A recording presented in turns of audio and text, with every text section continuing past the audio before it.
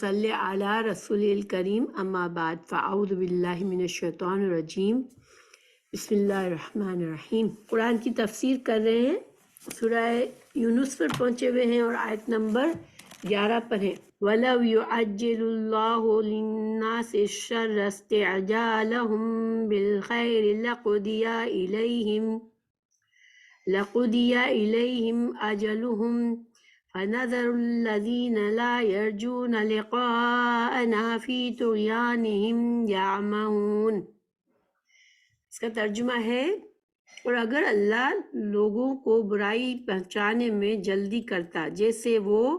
بھلائی مانگنے میں جلدی کرتے ہیں تو ان کی میعاد پوری ہو چکی ہوتی۔ چنانچہ ہم ان لوگوں کو جو ہماری ملاقات کی امید نہیں رکھتے چھوڑ دیتے ہیں کہ وہ اپنی سرکشی میں بہکتے رہیں۔ ان آیت کا پیچھے سے بھی تعلق ہے۔ پیچھے اللہ سبحانہ تعالیٰ نے دو طرح کے انسانوں کا ذکر فرمایا۔ ایک تو وہ ہے جو اپنے رسول اللہ صلی اللہ علیہ وسلم آئے، آپ صلی اللہ علیہ وسلم کی دعوت کو قبول کیا انہوں نے اور دل سے ایمان لائے اور پھر نیک کام کیے اور اللہ تعالیٰ کے ہدایت کے مطابق زندگی گزارنے لگے تو وہ سبقت لے گئے، اجر و ثواب میں سبقت لے گئے، مقامات اور بلند درجات میں سبقت لے گئے۔ لیکن جو لوگ دنیا کی محبت میں ڈوبے ہوئے تھے انہوں نے حق کو جانتے ہوئے بھی اس کو نہ مانا، صرف اس لیے کہ وہ دنیا پسند تھے، اور دنیا پسند سے مطلب یہی ہے کہ وہ جلدی کا فائدہ چاہتے تھے۔ انہیں اپنا جو دنیا جو ہے اس کا فائدہ ان کو زیادہ واضح نظر آ رہا تھا، بجائے اس کے کہ وہ دور آخرت کی طرف دیکھتے کہ وہاں پر مجھے کیا فائدہ ہوگا۔ تو انہوں نے دنیا کو ترجیح دی، اور رسول اللہ صلی اللہ علیہ وسلم کے تمام نشانیاں پہچاننے کے باوجود بھی، رسول اللہ صلی اللہ علیہ وسلم کے حق لائے ہوئے حق کو پہچانتے ہوئے بھی انہوں نے انکار کیا اور برے انجام کا حقدار بنے۔ اسی سے تعلق ان آیت کا ہے کہ اللہ سبحانہ تعالیٰ انسانوں کی ایک کمزوری کو واضح فرما رہے ہیں کہ وَلَوْ يُعَجِّلُ اللَّهُ لِلنَّاسِ، اللہ تعالیٰ نے تمام انسان کا ذکر فرمایا کہ اگر اگر اللہ سبحانہ تعالیٰ جلدی فرماتا لوگوں کے لیے شر میں، برائی میں، ان کو برا انجام دینے میں، ان کے لیے برائی میں، اللہ سبحانہ تعالیٰ اگر ان کی برائی کی کوشش کو، برائی کی دعا کو جلدی قبول فرما لیتے اور ان کے برے انجام میں جلدی کر لیتے تو پھر ان کا فیصلہ ہو چکا ہوتا۔ یعنی کہ جب انسان اللہ سبحانہ تعالیٰ کی نافرمانی کرتا ہے، سرکشی کرتا ہے، تو اللہ سبحانہ تعالیٰ کو پوری قوت ہے کہ وہ جب چاہے اس انسان کی زندگی کو ختم کر دے، اس کو جو مہلت ملی ہوئی ہے اس کو ختم کر کے اس کو فوری طور پر اس کو عذاب دے دے۔ لیکن اللہ سبحانہ تعالیٰ ایسا نہیں کرتا۔ اللہ تعالیٰ کے مقابلے میں بندوں کا کیا معاملہ ہے، استعجلہم، کہ وہ جلدی، استعجل کا کیا مطلب ہوتا ہے؟ جلدی طلب کرنا۔ سین اور تا جس فعل میں ہوتے ہیں مضارع میں، سین اور تا سے شروع ہوتا ہے، اس میں طلب کا معنی ہوتا ہے، تو وہ جلدی حاصل کرنا چاہتے ہیں۔ لوگ کیا کرتے ہیں، وہ جس طرح خیر ان کو جلدی چاہیے ہوتی ہے، ان کو ہر طرح کی خیر جو ہے وہ ان کو جلدی چاہیے ہوتی ہے، اور خیر سے مطلب یہ نہیں ہے کہ جنت کے، آخرت کے درجات، آخرت کے فائدے، بلکہ ان کی سمجھ کے مطابق ان کو جو چیز خیر لگتی ہے وہ ان کو جلدی چاہیے ہوتی ہے۔ تو اللہ سبحانہ تعالیٰ یہاں فرما رہے ہیں کہ جس طرح لوگ اپنے لیے خیر کو حاصل کرنے میں جلدی کرتے ہیں، اسی طرح اگر اللہ سبحانہ تعالیٰ ان سے معاملہ کرنے میں اور ان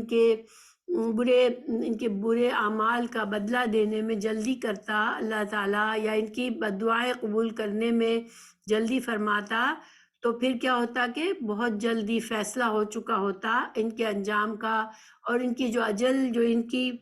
مہلت ہے دنیا میں، وہ ختم کر دیتا اللہ تعالیٰ۔ مگر اللہ سبحانہ تعالیٰ کا اللہ سبحانہ تعالیٰ نے ہر بندے کے لیے اپنی حکمت سے ہر انسان کے لیے ایک مہلت رکھی ہے، ہر قوم کے لیے مہلت رکھی ہے، جو اس دنیا میں چاہے تو فرما برداری کی زندگی گزارے، چاہے وہ نافرمان اللہ کا بن کے سرکشی کرے، مگر اللہ تعالیٰ اس کو مہلت جو اللہ نے اس کے لیے فیصلہ کیا ہے اس کو کم نہیں کرتا، اللہ تعالیٰ اس کو اس کی مہلت پوری کرنے دیتا ہے۔ اس آیت کے طرح کی ایک اور آیت ہے بنی اسرائیل، سورہ بنی اسرائیل 11 میں اللہ سبحانہ وتعالیٰ نے فرمایا وَيَدْعُ الْإِنسَانُ بِالشَّرِّ دُعَاءَهُ بِالْخَيْرِ، کہ انسان جس طرح جلدی سے بھلائی مانگتا ہے اسی طرح برائی بھی مانگتا ہے۔ تو اس آیت میں اللہ سبحانہ وتعالیٰ نے انسانوں کا ذکر کیا، یعنی کہ ضروری نہیں ہے کہ مشرکین ہی ہو، مشرک بھی ایسا کرتے تھے اور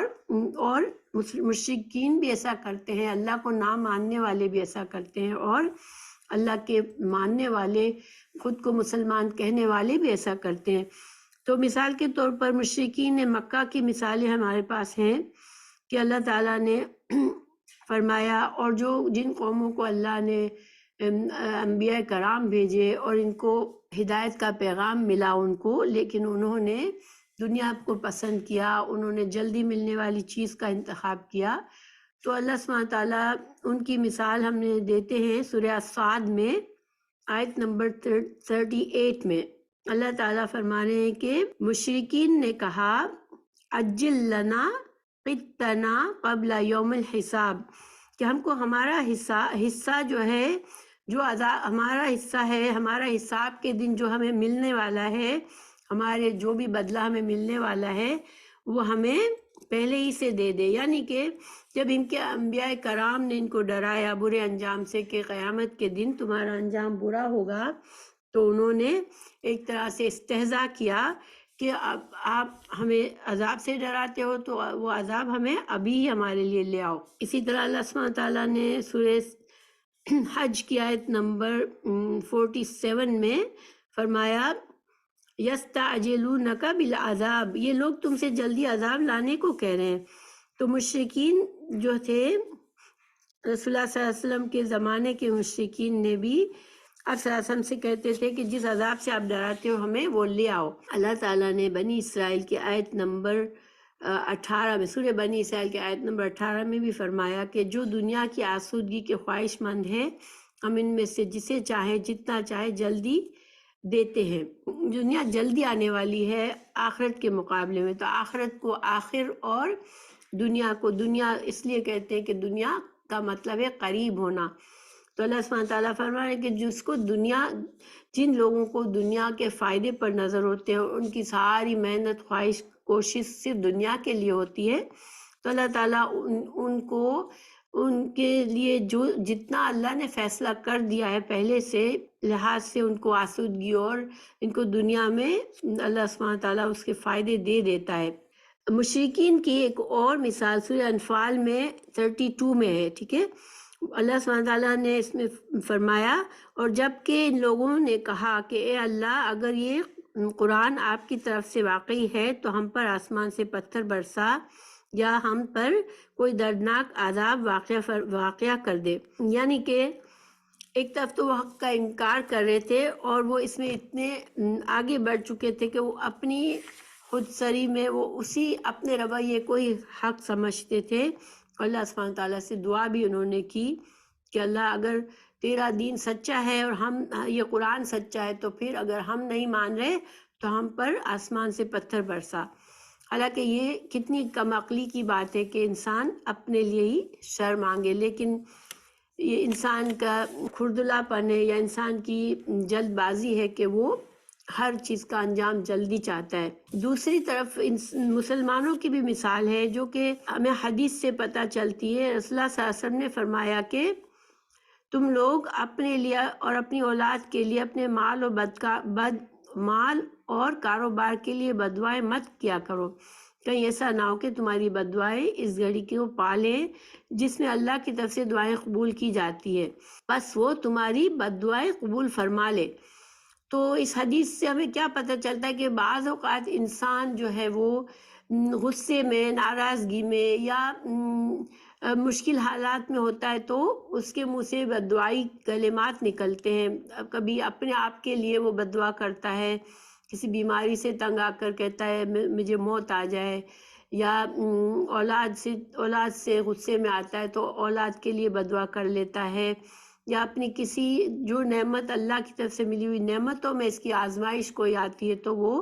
کوئی بددعا کرتا ہے تو یہ جو ہے طریقہ غلط ہے۔ ویسے تو اللہ سبحانہ تعالیٰ نے اس آیت سے ہمیں پتہ چلتا ہے کہ اللہ تعالیٰ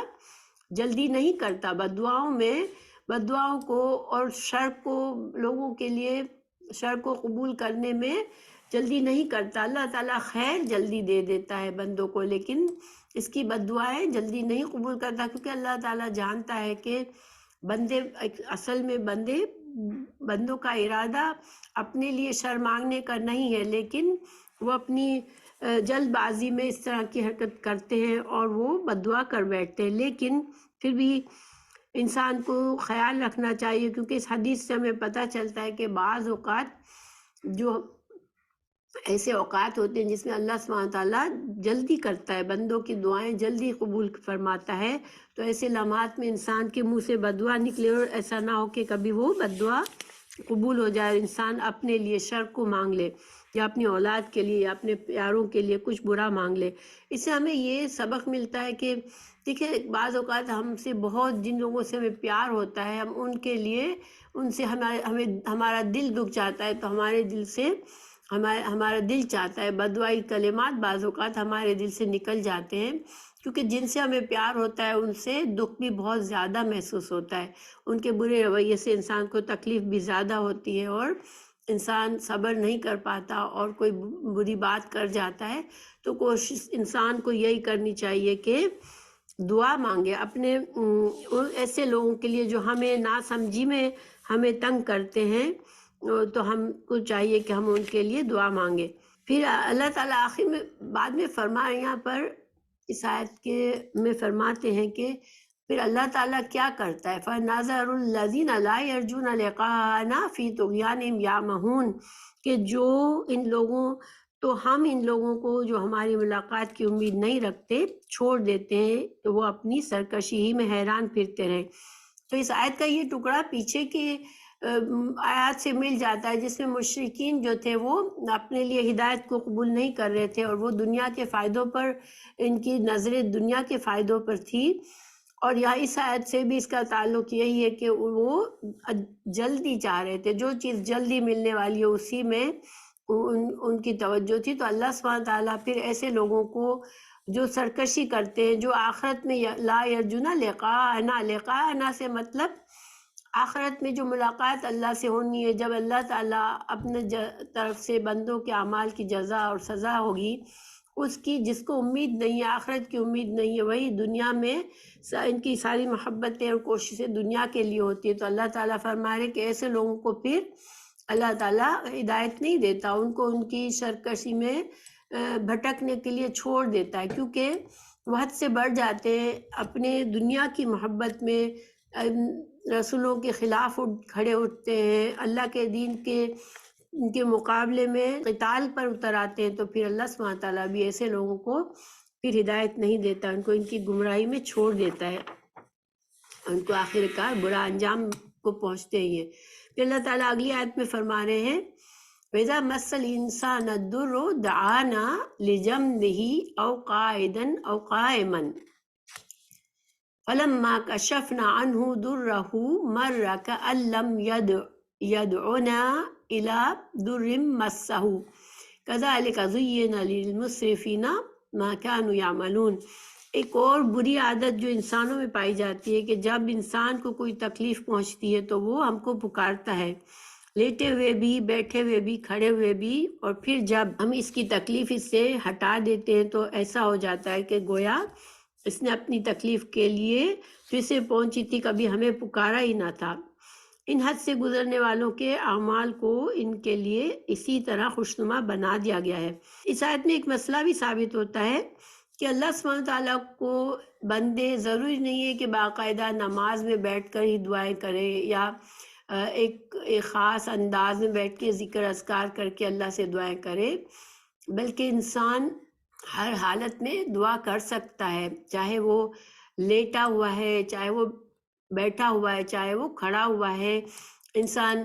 بعض اوقات بعض لمحات ایسے ہوتے ہیں کہ ہمارے دل سے کوئی خاص دعا نکلتی ہے، کوئی حرج نہیں ہے، یہ جائز ہے کہ انسان باوضو نہیں ہے، کس حالات میں ہے، کس حالت میں ہے، لیکن وہ اللہ سے اس کے دل میں دعا کی ضرورت محسوس ہوئی اور وہ اللہ سے دعا کرتا ہے اور اللہ تعالیٰ اس کی دعا کو سنتا ہے۔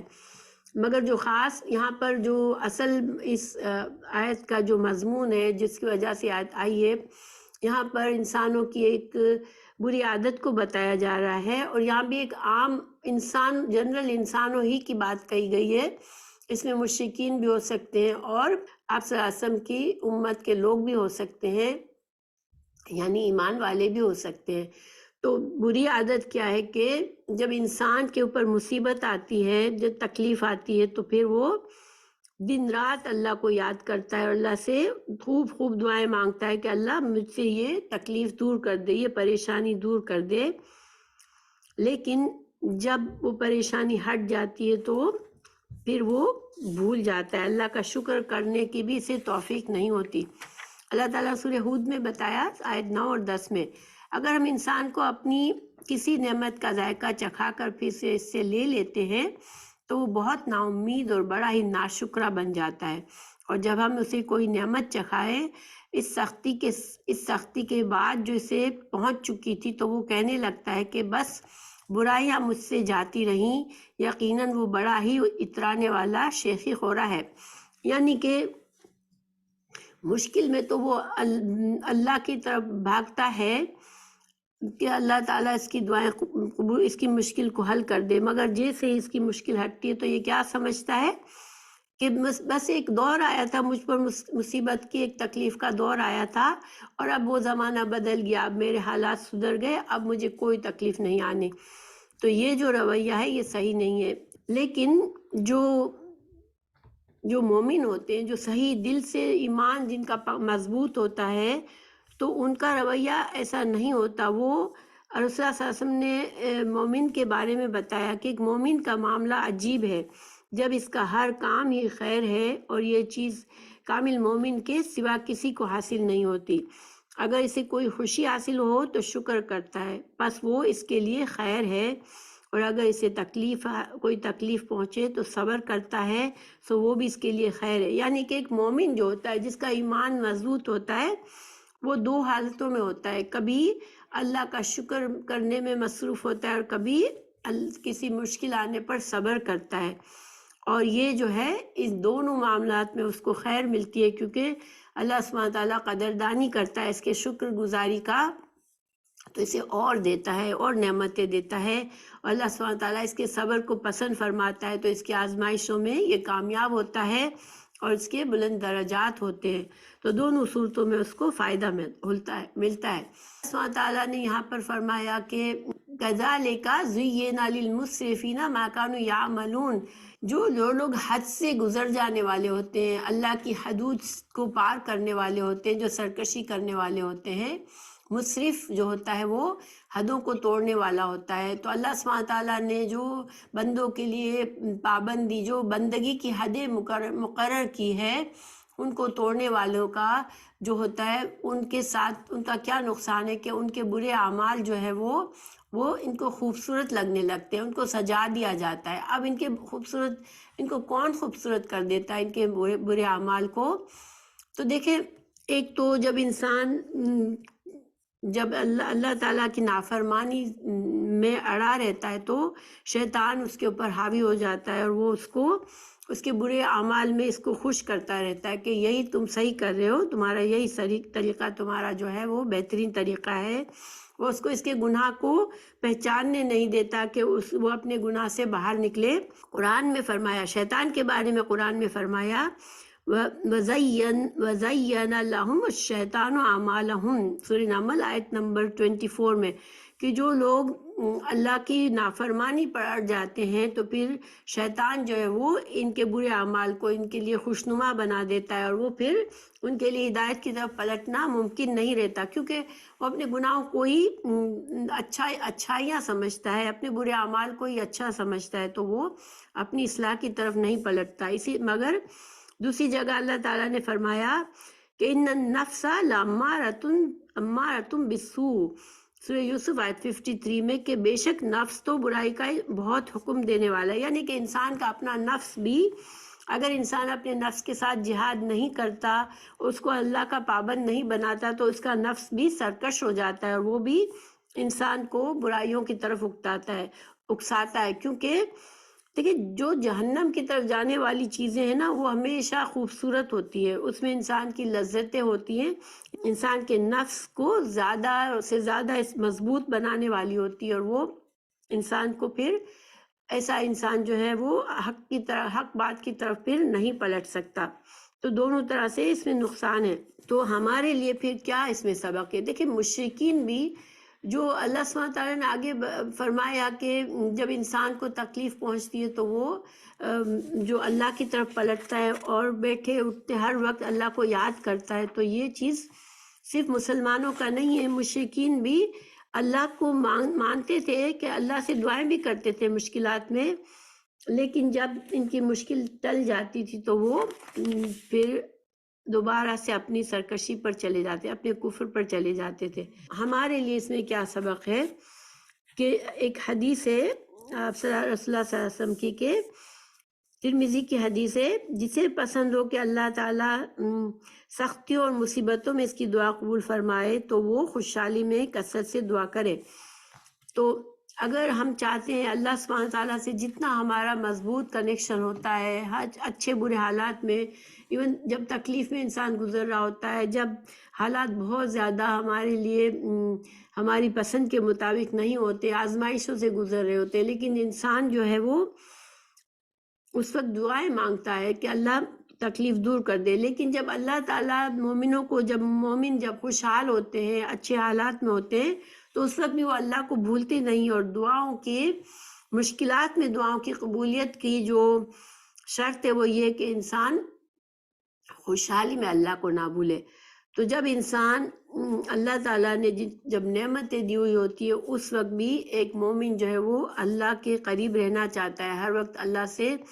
अज़कार, दुआएं और अल्लाह की फरमाबरदारी के काम करता है। तो ऐसे बंदों को अल्लाह सुब्हानहू तआला मुश्किल में जब वो दुआ करता है तो अल्लाह ताला फ़ौरन इसकी दुआ कबूल करके उसकी मुश्किल को दूर फरमाता है। फिर आगे अल्लाह ताला फरमा रहे हैं कि वलक़द अहलकनल क़ुरूना मिन क़ब्लिकुम लम्मा ज़लमू वजाअतहुम रुसुलुहुम बिलबय्यिनाति वमा कानू लियुमिनू कज़ालिका नजज़िल क़ौमल मुजरिमीन। अल्लाह ताला फरमा रहे हैं, और हमने तुमसे पहले बहुत से गुरोहों को हलाक कर दिया जबकि उन्होंने जुल्म किया, हालांकि इनके पास इनके पैगंबर भी दलाइल लेकर आए, और वो ऐसे कब थे कि ईमान ले आते। फिर हम मुजिब लोगों को ऐसी ही सज़ा दिया करते हैं। फिर अल्लाह ताला ने फरमाया कि सुम्मा जअलनाकुम खलाइफा फिल अर्दि मिन बादिहिम लिनंजुरा कैफा तामलून। फिर इनके बाद हमने दुनिया में बजाय उनके तुमको आबाद किया ताकि हम देख लें कि तुम किस तरह काम करते हो। तो इस आयत में अल्लाह सुब्हानहू तआला का उरूज और ज़वाल का कानून एक तरह से इसमें है कि अल्लाह सुब्हानहू तआला कौमों को भी और इंसानों को भी, अलग इंडिविजुअल इंसानों को भी और कौमों को भी उरूज और ज़वाल आता है। कोई इंसान ऐसा नहीं होता इसकी ज़िंदगी में अच्छा वक्त ना आए, सिर्फ बुरा वक्त हो, या कोई इंसान ऐसा नहीं होता जिसकी ज़िंदगी में सिर्फ अच्छा ही अच्छा वक्त हो। तो अल्लाह सुब्हानहू तआला कौमों को, यहाँ ज़्यादातर कौमों के मुताबिक है, क्योंकि कुरून का मतलब होता है, कुरून से मुराद एक अहद के लोग, ठीक है, यानी कि जो कौमें आई, जिनको अल्लाह ताला उनके लिए अंबिया कराम भेजे। अल्लाह सुब्हानहू तआला ने बहुत सी कौमों का जिक्र फरमाया कुरान में कि उनको अल्लाह ने बड़ी नेमतें दे के रखी थी, बहुत खुशहालियाँ थी इनके पास, लेकिन जब अंबिया कराम आए तो वो अपनी जो खुशहाल लोग थे, अपने तकब्बुर में उन्होंने अंबिया कराम को जुटलाया, उनके साथ जुल्म किया, उनको कत्ल करने के दर पे हो गए। तो अल्लाह सुब्हानहू तआला ने फिर जब उनकी मोहलत पूरी हो गई तो अल्लाह सुब्हानहू तआला ने उनको हलाक कर दिया, उनको दुनिया से उनका निशान भी मिटा दिया। और फिर अल्लाह सुब्हानहू तआला ने दूसरे लोगों को, दूसरी कौम को लाते हैं अल्लाह सुब्हानहू तआला। जब एक कौम चली गई, फिर दूसरा ज़माना आया, फिर दूसरा अहद आया, फिर दूसरे लोग आए, پھر اللہ سبحانہ تعالیٰ ان کو بھی اسی طرح آزماتا ہے زندگی میں، اسی طرح ان کے لیے ہدایت کا سامان آتا ہے، اسی طرح ان کو دیکھا جاتا ہے کہ وہ کیا کرتے ہیں اور کیا وہ اچھا انجام کو پہنچتے ہیں یا اپنے آپ کو تباہ کرتے ہیں۔ تو یہ اللہ سبحانہ تعالیٰ کا ایک نظام دنیا ہے کہ قوموں پر بھی زوال، عروج اور زوال آتا رہتا ہے، اور ہر انسان بھی انڈیویجولی بھی اس دنیا میں آزمایا جاتا ہے۔ تو انسان دنیا میں جو نعمتیں ہیں وہ بھی ایک طرح سے آزمائش ہوتی ہے، اور انسان کو دیکھا جاتا ہے کہ وہ اللہ کی فرما برداری میں زندگی گزارتا ہے یا نافرمان بن کے گزارتا ہے۔ اور یہ سلسلہ جب سے انسان بنے، جب سے یہ سلسلہ چلتا چلا آ رہا ہے۔ پھر اللہ سبحانہ تعالیٰ فرما رہے ہیں وَإِذَا تُتْلَى عَلَيْهِمْ آيَاتُنَا بَيِّنَاتٍ قَالَ الَّذِينَ لَا يَرْجُونَ لِقَاءَنَا نَأْتِ بِقُرْآنٍ غَيْرِ هَذَا أَوْ بَدِّلْهُ قُلْ مَا يَكُونُ لِي أَنْ أُبَدِّلَهُ مِنْ تِلْقَاءِ نَفْسِي إِنْ أَتَّبِعُ إِلَّا مَا يُوحَى إِلَيَّ إِنِّي أَخَافُ إِنْ عَصَيْتُ رَبِّي عَذَابَ يَوْمٍ عَظِيمٍ قُلْ لَوْ شَاءَ اللَّهُ مَا تَلَوْتُهُ عَلَيْكُمْ وَلَا أَدْرَاكُمْ بِهِ فَقَدْ لَبِثْتُ فِيكُمْ عُمُرًا مِّن قَبْلِهِ أَفَلَا تَعْقِلُونَ۔ تو پچھلی آیت میں جیسے اللہ تعالیٰ نے اپنا قانون بتایا کہ قوموں کو عروج دیتا ہے اللہ، پھر جب اللہ تعالیٰ ان میں انبیاء کرام بھیجتے ہیں اور جب یہ اس کے خلاف کرتی ہیں، ایمان نہیں لاتی اور اللہ سبحانہ تعالیٰ کی مکمل نافرمانی کرتی ہیں، تو اللہ سبحانہ تعالیٰ ان کو تباہ کر کے دوسروں کو لاتا ہے، ان کو آزماتا ہے۔ تو ایک طرح سے مکہ کے قریش کو بتایا جا رہا ہے جو آپ صلی اللہ علیہ وسلم کے، اور یہ مکی صورت ہے تو مکی صورت کے اس دور میں آئی ہے جب کہ ان کی سرکشی بہت بڑی ہوئی تھی، مشرکین مکہ جو ہے حد سے بڑے جا رہے تھے، اور آپ صلی اللہ علیہ وسلم کے لیے اور مسلمانوں کی دشمنی میں ظلم و ستم پر اڑے ہوئے تھے۔ تو اللہ سبحانہ تعالیٰ نے ایک طرح سے ان کو وعید بھیجی، ان کو ایک طرح سے پچھلی آیات میں ان کو ڈرایا گیا کہ ان لوگوں کے پیچھے سے اب تم آئے ہو جن کو ہم نے پہلے تباہ کیا، اور تم بھی انہی کی روش پر جا رہے ہو، تو پھر تمہارا انجام بھی اسی کی طرح ہوگا۔ پچھلی آیت میں اللہ سبحانہ تعالیٰ نے ایک طرح سے ان کو خطاب کیا تھا، تم ان کے پیچھے آئے ہو، تم پچھلی جو قومیں تباہ ہوئی اب تم کو اللہ سبحانہ تعالیٰ ان کا جانشین بنا کے لایا ہے اور تم کو اس دنیا میں مہلت دی ہے۔ لیکن اب جو ہے اس آیت میں اللہ سبحانہ تعالیٰ غائب کے صیغے سے بات کر رہے ہیں کہ ان کا یہ حال ہے وَإِذَا تُتْلَى عَلَيْهِمْ آيَاتُنَا بَيِّنَاتٍ، کہ جب ان پر روشن آیات پڑھی جاتی ہیں، واضح آیات پڑھی جاتی ہے، تو گویا یہ جو طریقہ ہے یہ ایک طرح سے ناراضگی ظاہر کرنے کا ہے کہ اللہ سبحانہ تعالیٰ نے اس پہلے ان کو بتایا، وارننگ دی کہ تم کو اب موقع ملا ہے اس دنیا میں، تمہاری اب آزمائش ہے، لیکن چونکہ ان کا رویہ اتنا برا تھا تو اب اس آیت میں اللہ سبحانہ تعالیٰ ان کا برا رویہ غائب کے صیغے سے بتا رہے ہیں، گویا کہ اللہ تعالیٰ نے پسند نہیں فرمایا کہ اب ان سے ڈائریکٹ خطاب کیا جائے، بلکہ اب اس طرح سے ان کے بارے میں بات کی جا رہی ہے جیسے وہ لوگ وہاں موجود ہی نہیں۔ اللہ تعالیٰ ان کے رویے کے بارے میں بتا رہے ہیں کہ ان کا رویہ کیسا ہے کہ واضح آیات ان کے سامنے پڑھی جاتی ہے، رسول اللہ صلی اللہ علیہ وسلم قرآن کی آیات ان پر پڑھتے ہیں تو وہ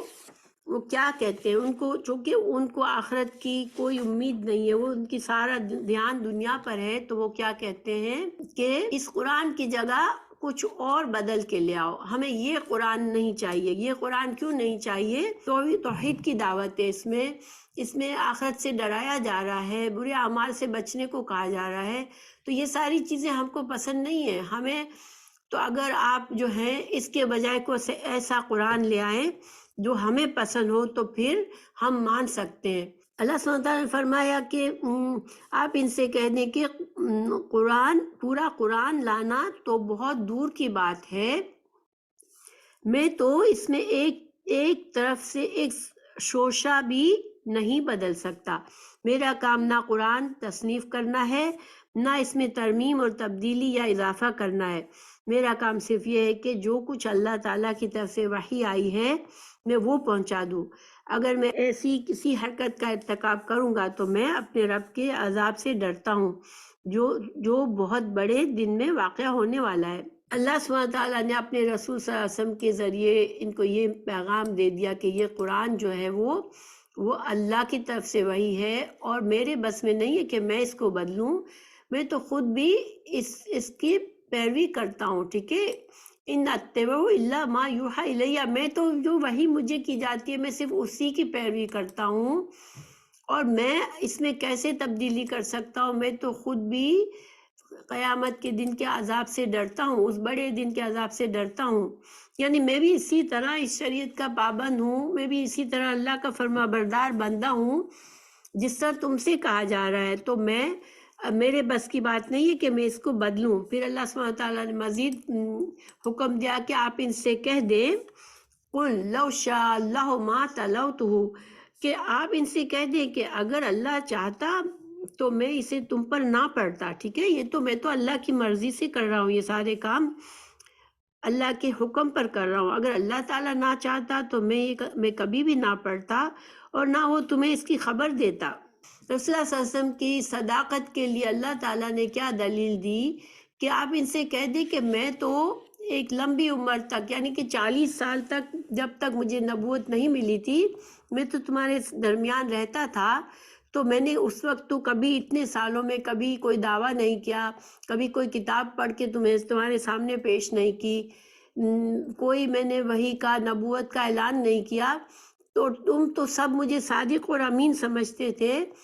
اور تمہیں پتہ ہے کہ میں جھوٹ بولنے والا نہیں تھا،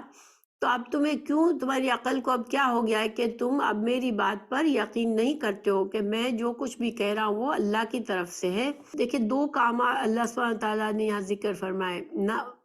ما تلوتہ، نہ میں قرآن پڑھتا تمہارے پاس، اور نہ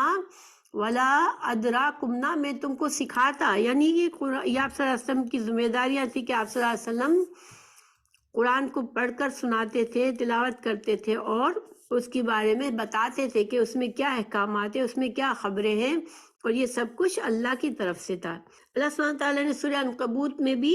آیت نمبر 48 میں یہ اس طرح کی مضمون بیان کیا کہ رسول اللہ صلی اللہ علیہ وسلم سے فرمایا کہ وما کنت تتلو من قبلہ من کتاب ولا تخطہ بیمینک اذا لارتاب المبطلون، کہ اور اس سے پہلے تو نہ کوئی کتاب پڑھتا تھا اور نہ اسے دائیں ہاتھ سے لکھتا تھا، اس وقت باطل والے ضرور شک کرتے، یعنی کہ اللہ تعالیٰ کی یہ حکمت تھی کہ رسول اللہ صلی اللہ علیہ وسلم امی تھے، اگر اللہ تعالیٰ چاہتا تو ایک پڑھے لکھے انسان کو، بہت ہی زیادہ، جس کو دنیا میں بھی تعلیم کی حاصل تھی، جس کو پڑھنا لکھنا آتا ہوتا، اس کو نبی بناتا، لیکن اللہ تعالیٰ نے رسول اللہ صلی اللہ علیہ وسلم کو چنا جو کہ امی تھے، اب صلی اللہ علیہ وسلم کو نہ پڑھنا لکھنا نہیں آتا تھا، اور اللہ تعالیٰ نے یہ حکمت بتا دی سورہ عنکبوت میں کہ اگر آپ کو پڑھنا لکھنا آتا ہوتا تو پھر تو وہ لوگ نہیں مانتے، وہ کہتے کہ نہیں، آپ نے خود گھڑ کے رکھا ہے اس قرآن کو، آپ نے خود بنایا ہے۔ ایک طرح سے رسول اللہ صلی اللہ علیہ وسلم کے نبی ہونے کی دلیل بھی تھی کہ آپ صلی اللہ علیہ وسلم کو کچھ نہیں آتا تھا، 40 سال تک آپ نے کوئی کتاب پڑھ کے ان کو نہیں سنائی تھی، یا آپ صلی اللہ علیہ وسلم کچھ لکھ نہیں سکتے تھے، مگر اب جو اچانک سے آپ صلی اللہ علیہ وسلم جو قرآن پیش کر رہے ہیں تو پھر وہ اللہ ہی کی طرف سے۔ بہرحال فلا تعقلون، ان سے کہہ دیا گیا کہ تم عقل سے کام کیوں نہیں لیتے ہو، اور صحیح بات تو یہ کہ انسان کی عقل جو ہے، خواہش کے پیروکاروں کی عقل جو ہے وہ کام نہیں کرتی، اس کی خواہش کے تابع ہو جاتی ہے۔ انسان جب اللہ کا فرما بردار ہوتا ہے تو اس کی عقل بھی وہی بات اسے بتاتی ہے جو سچ بات ہوتی ہے، ورنہ انسان کی عقل جو ہے وہ اس کے نفس کے تابع ہو جاتی ہے۔ پھر اللہ تعالیٰ نے سورہ شورا میں بھی اللہ تعالیٰ نے فرمایا 52-53 میں، اور اسی طرح ہم نے آپ کی طرف اپنے حکم سے روح کو اتارا، آپ اس سے پہلے یہ بھی نہیں جانتے تھے کہ کتاب اور ایمان کیا چیز ہے، یعنی آپ کو تو نبی بنانے سے پہلے آپ کو تو کتاب کیا ہوتی ہے یہ بھی نہیں پتا تھا، اور ایمان کیا ہے یہ بھی نہیں پتا تھا، لیکن ہم نے قرآن کو نور بنایا، اور اس کے ذریعے سے اپنے بندوں میں سے جسے چاہتے ہدایت دیتے ہیں، بے شک آپ راہ راست کی رہنمائی کر رہے ہیں، اس اللہ کی راہ کی جس کی ملکیت میں آسمان اور زمین کی ہر چیز ہے، آگاہ رہو، سب کام اللہ تعالیٰ ہی کی طرف لوٹتے ہیں۔ رسول اللہ صلی اللہ علیہ وسلم کو اس بات سے بہت دکھ ہوتا تھا کہ میری قوم جو میری عزت کرتی تھی، اب میں جب حق پیش کر رہا ہوں تو کیوں میرے ساتھ مجھے جھٹلاتی اور میری باتوں کو نہیں سمجھتی اور ایمان نہیں لاتی؟ کیونکہ رسول اللہ صلی اللہ علیہ وسلم رحمت للعالمین ہے، آپ کے دل میں یہ تڑپ تھی کہ میری قوم جو ہے وہ ایمان لے آئے اور اپنے لیے آخرت میں اچھا اجر کما لے۔ مگر اللہ سبحانہ تعالیٰ نے سورہ انعام میں بھی آیت 33 میں فرمایا، ہم خوب جانتے ہیں کہ آپ کو ان کے اقوال مغموم کرتے ہیں، سو یہ لوگ آپ کو جھوٹا نہیں کہتے، لیکن یہ ظالم تو اللہ کی آیتوں کا انکار کرتے ہیں۔ یعنی کہ اللہ تعالیٰ نے نبی صلی اللہ علیہ وسلم کو تسلی دی کہ آپ یہ نہ سمجھے کہ یہ آپ کو جھوٹا کہتے ہیں، یہ ظالم تو اللہ ہی کی آیات سے ہی انکار کرتے ہیں، اللہ کی آیات کو ہی جھوٹا کہتے ہیں۔ اللہ تعالیٰ نے فرمایا، اس شخص سے زیادہ کون ظالم ہوگا جو اللہ تعالیٰ پر جھوٹ باندھے، اس کی آیتوں کو جھوٹا بتلائے، ایسے مجرموں کو اصلاً فلاح نہ ہوگی۔ تو یہاں پر اللہ سبحانہ تعالیٰ نے ان کو ظالم کہا کہ یہ جو ہے اللہ پر جھوٹ باندھتے ہیں کہ اللہ سبحانہ تعالیٰ نے ہی کوئی رسول نہیں بھیجا، اللہ تعالیٰ ہی کی آیتوں کو جھٹلاتے ہیں۔ تو پھر اس سے بڑا ظالم کون ہو سکتا ہے کہ وہ اس ذات کے سے آئے ہوئی وحی کے پیغام کو جھٹلاتے ہیں جو خالق کائنات ہے اور جو تمام قوتوں کا مالک ہے، اور جب چاہے وہ بندوں کے ساتھ جو چاہے کر سکتے ہیں۔ تو اس کے باوجود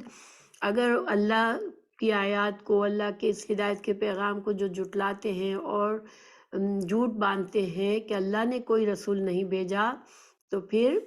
ایسے لوگ جو ہیں وہ فلاح نہیں پا سکتے۔ وَيَعْبُدُونَ مِن دُونِ اللَّهِ مَا لَا يَضُرُّهُمْ وَلَا يَنفَعُهُمْ وَيَقُولُونَ هَٰؤُلَاءِ شُفَعَاؤُنَا عِندَ اللَّهِ قُلْ أَتُنَبِّئُونَ اللَّهَ بِمَا لَا يَعْلَمُ فِي السَّمَاوَاتِ وَلَا فِي الْأَرْضِ سُبْحَانَهُ وَتَعَالَىٰ عَمَّا يُشْرِكُونَ۔ اللہ تعالیٰ نے فرمایا کہ اور یہ لوگ اللہ کو چھوڑ کر ایسی چیزوں کی عبادت کرتے ہیں جو نہ ان کو ضرر پہنچا سکتی ہے اور نہ اس کو نفع پہنچا سکتی ہے، اور کہتے ہیں کہ اللہ تعالیٰ کے پاس ہمارے سفارشی ہیں۔ آپ کہہ دیجئے کہ کیا تم اللہ تعالیٰ کو ایسی چیز کی خبر دیتے ہو جو اللہ تعالیٰ کو معلوم نہیں، نہ آسمانوں میں اور نہ زمین میں، وہ پاک اور برتر ہے ان لوگوں کے شرک سے۔ تو چونکہ پچھلی آیت میں اللہ تعالیٰ نے فرمایا کہ اللہ پر جھوٹ باندھتے ہیں، تو یہاں پر اس کی ایک مثال بنا رہے ہیں، اللہ تعالیٰ بتا رہے ہیں کہ کس طرح جھوٹ بولتے ہیں کہ یہ جن ہستیوں کی عبادت کرتے ہیں ان کو وہ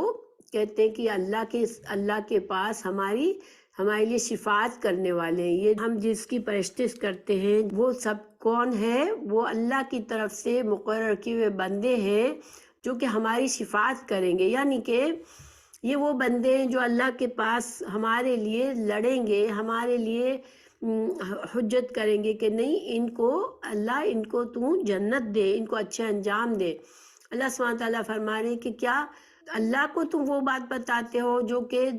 آسمان اور زمین میں اس کی کوئی دلیل نہیں ہے، اور جبکہ اللہ تو آسمان اور زمین کا خالق ہے، اس سے چھپی ہوئی کوئی چیز نہیں ہے۔ تو ایسے کوئی شفاعہ ہیں تمہارے جس کو اللہ نہیں جانتا اور تم ان کو جانتے ہو، تو کیا تم اللہ تعالیٰ کو وہ چیز بتا رہے ہو جو کہ اللہ نہیں جانتا، جبکہ اللہ تو سب کچھ جانتا ہے۔ اللہ تو خالق ہے آسمان و زمین کا اور ہر چیز کو جاننے والا ہے، اور اللہ سبحانہ تعالیٰ پاک ہے اس کا کسی کو شریک بنایا جائے۔ اللہ سبحانہ تعالیٰ خود مختار ہے، اللہ تعالیٰ کسی کی شرکت، اپنی خدائی میں اللہ تعالیٰ کو کسی کی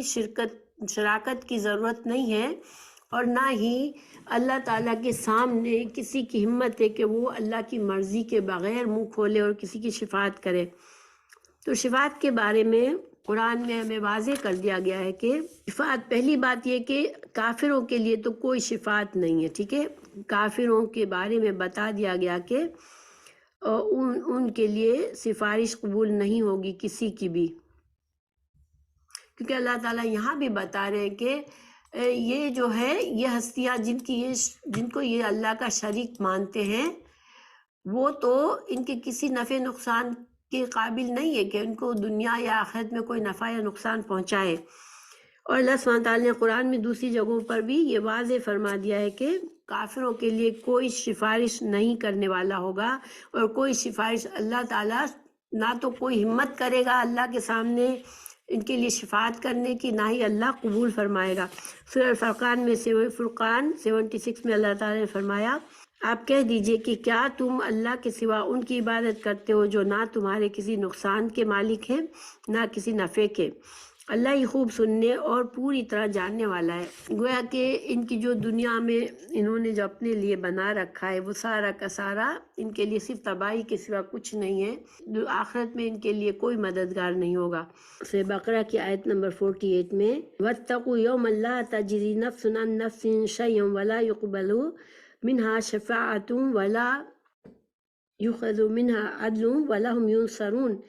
کہ اس دن سے ڈرتے رہو جب کوئی کسی کو نفع نہ دے گا اور نہ شفاعت اور سفارش قبول ہوگی اور نہ کوئی بدلہ اور فدیہ لیا جائے گا اور نہ وہ مدد کیے جائیں گے۔ تو یہاں پر جو شفاعت کی انکار ہے وہ کافروں کے لیے، کیونکہ رسول اللہ صلی اللہ علیہ وسلم ہمیں پتہ ہے کہ اللہ تعالیٰ پیارے رسول صلی اللہ علیہ وسلم بھی شفاعت کا حق رکھتے ہیں، اللہ تعالیٰ ان کو بھی شفاعت کا حق دے گا اور اپنی امت کے لیے شفاعت کریں گے، اور کچھ دوسری ہستیوں کو بھی شفاعت اللہ کا حق نصیب ہوگا کہ وہ ایک طرح سے ان کے لیے اعجاز ہوگا کہ وہ مسلمانوں کے لیے سفارش کریں۔ مگر شفاعت کا جو قانون ہے اللہ کا، سورہ آیت الکرسی میں اللہ تعالیٰ نے فرمایا کہ اللہ کی اذن کے علاوہ کوئی کسی کے لیے سفارش نہیں کر سکتا، یعنی کہ قرآن کی مختلف آیت سے ہمیں پتہ چلتا ہے کہ شفاعت جو ہے وہ پہلی نمبر 1 صرف اللہ کے اذن سے ہوگی، کہ اللہ جس کو اجازت دے گا وہ شفاعت کرے گا۔ نمبر 2، جس کے لیے اللہ پسند کرے گا اس کے لیے سفارش کی جائے گی، پھر جس حد تک اللہ تعالیٰ پسند کرے گا اس حد تک شفاعت اس کے لیے صرف شفاعت کی جائے گی۔ تو گویا کہ یہ صرف مرضی اللہ ہی کی ہوگی کہ اللہ تعالیٰ کس کے لیے شفاعت کو قبول فرمائے۔ وہ باتیں ہمیں یاد رکھنے کی جو ہمارے عمل میں آنے والی ہیں، جو ہمیں اپنے اندر پیدا کرنی ہے، اس پر تھوڑا سا غور کر لیتے ہیں۔ اس سبق میں بہت اہم باتیں ہمیں بتائی گئی ہیں، اللہ تعالیٰ نے نصیحتیں فرمائی ہیں۔ تو دیکھیں آیت نمبر 11 میں اللہ تعالیٰ نے ہمیں کیا نصیحت فرمائی کہ بندے کے اندر ایک یہ کمزوری ہے، فطری کمزوری ہے کہ وہ جلد باز ہے، اس کو اپنی کوششوں کا بھی نتیجہ جلدی چاہیے ہوتا ہے، اس کی دعاؤں کی قبولیت کا نتیجہ جلدی چاہیے ہوتا ہے، اس کو دنیا کے فائدے بھی اسی لیے زیادہ عزیز ہوتے ہیں کہ وہ جلدی ملنے والے ہیں، تو وہ آخرت کو بھول جاتا ہے۔ لیکن اللہ سبحانہ تعالیٰ کے کام جو ہے وہ حکمت کے ساتھ اور اپنے وقت پر ہوتے ہیں، تو ہمیں بہتر طریقہ یہ ہوتا ہے کہ انسان اپنے اندر جلد بازی کی اگر عادت ہے تو ہم اس کو نکالنے کی کوشش کریں اور اللہ پر توکل اور بھروسہ کر کے صرف ہم کوشش کرتے رہیں۔ ہمارا کام کوشش اور دعا ہے، اور اللہ سبحانہ تعالیٰ کے اذن سے ہر کام اسی وقت ہوتا ہے جب اس کی مرضی ہوتی ہے۔ دوسرا سبق ہمیں یہ یاد رکھنے کا ہے